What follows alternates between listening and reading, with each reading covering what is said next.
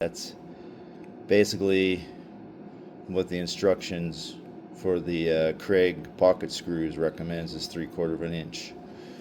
So then what I do is I slide this piece on here,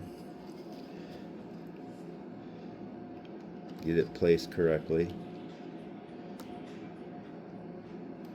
so it's like right in the middle of the board. And then there's this clamp. I'm going to put the clamp in there to hold everything in place. So you've got 3/4 of an inch either side, and then you've got the clamp, right? And then the next step is to use the drill to drill out the holes. So you place that in there, and then you drill.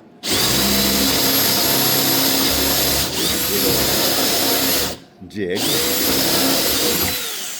makes it so you have a little pocket hole back behind where you can put your screws.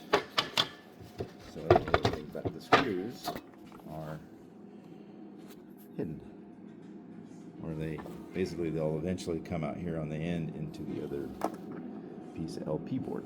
Anyway, that's how we do the pocket screws.